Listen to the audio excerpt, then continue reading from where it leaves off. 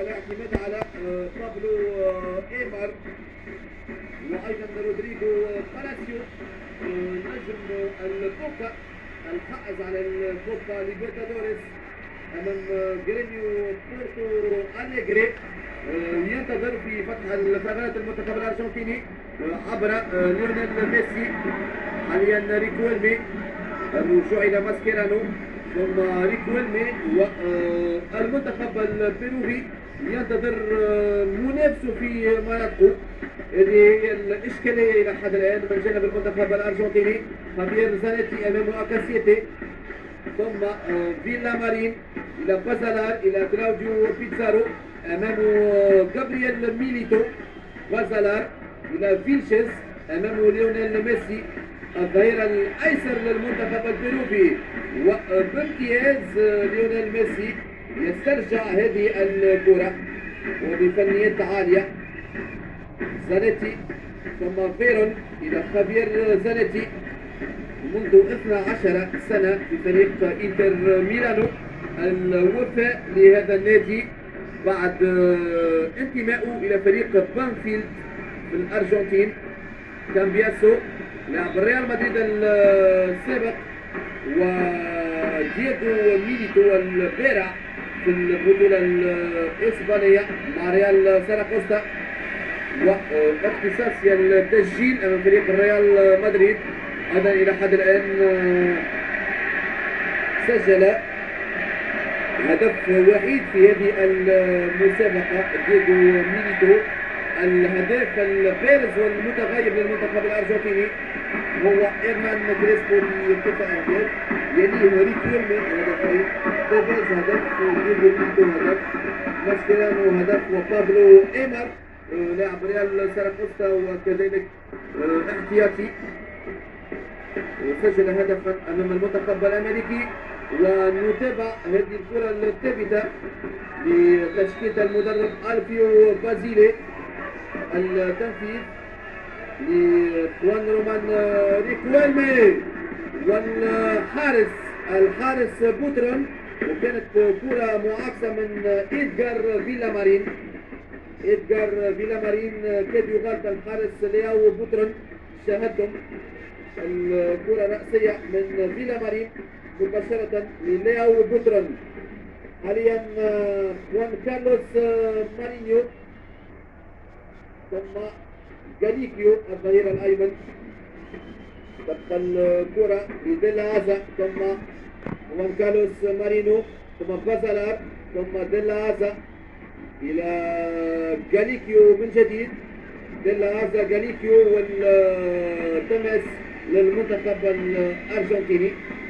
اذا يسعى المنتخب الارجنتيني لفك الشبكه الدفاعيه للمنتخب البيروفي والانكماش الدفاعي ان صح التعبير لهذا المنتخب في مراتكو. فيرون ثم زانيتي يترك الكره لايالا والحارس ابوردونزيري لم يتلقى اي وضعيه صعبه من جانب جيريرو او كلاوديو بيتزارو. حاليا جابرييل هاينز يتباطأ، محاولة في عكس الهجوم من كلاوديو بيتزارو مباشرة إلى خوان كارلوس مارينو ثم باولو جيريرو. الثلاثي الهام جدا في تشكيلة المدرب خوليو سيزار أوريبي ثم فيلشيز الظهير الأيسر ثم باولو جيريرو أمام خافير زانيتي.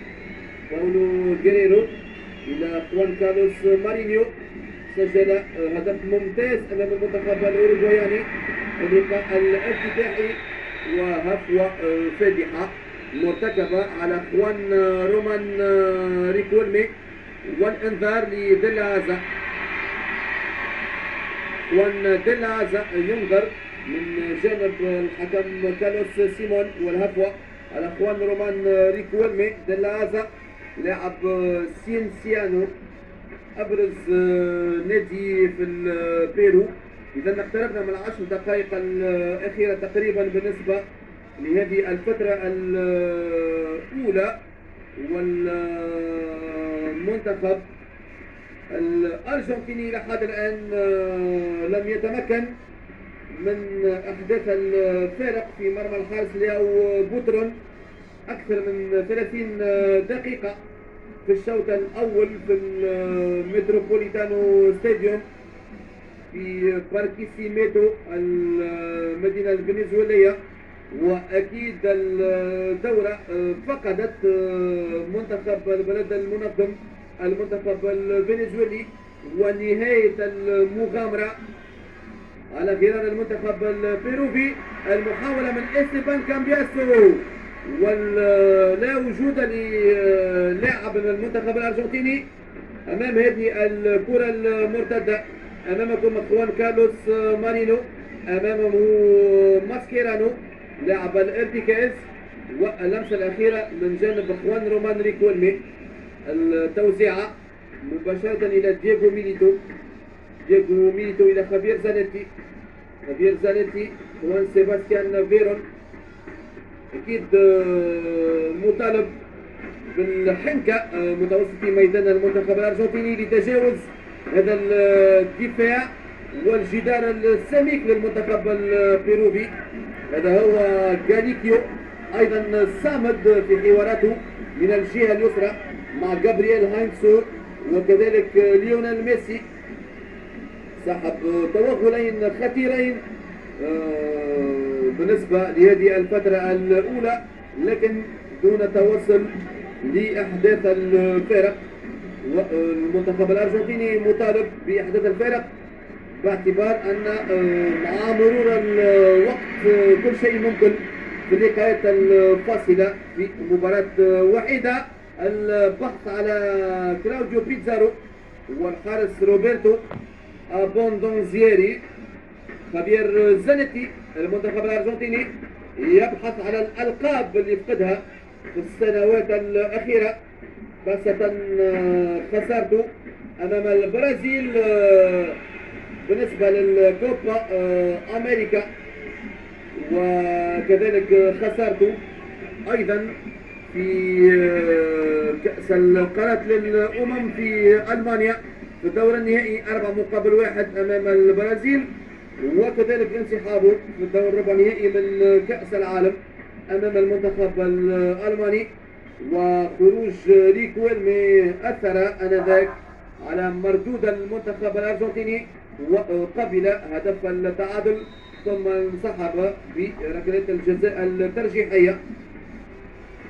إذن تجاوز النصف ساعة الأولى المنتخب البيروفي دون قبول أهداف، وكل شيء ممكن في منطقة أمريكا الجنوبية خاصة في لقاءات الأجوار.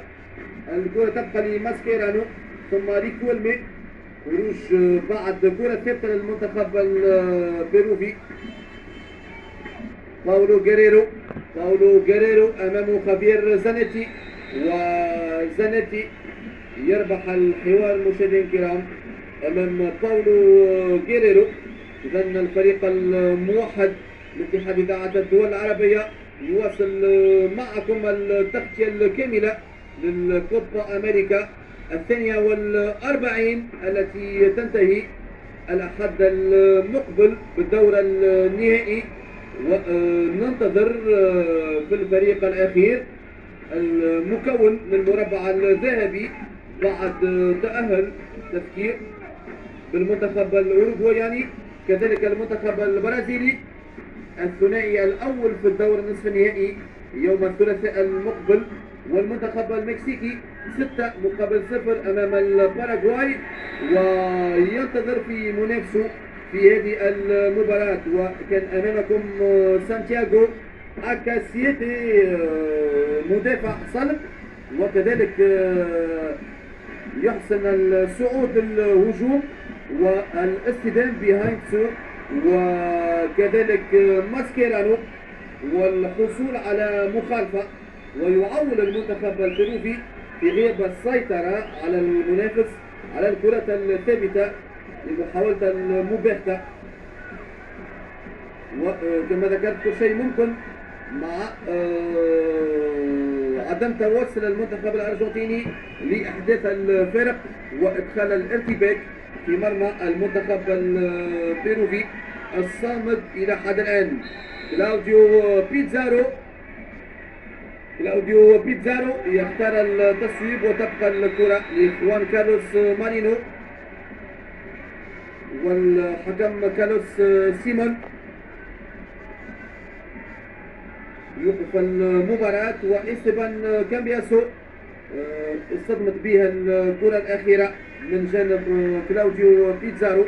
أمامكم إستبان كامبياسو بطل إيطاليا مع فريق إنتر ميلانو، لاعب ريال مدريد سابقا. إستبان كامبياسو وهو من مواليد 18 أوت 1980.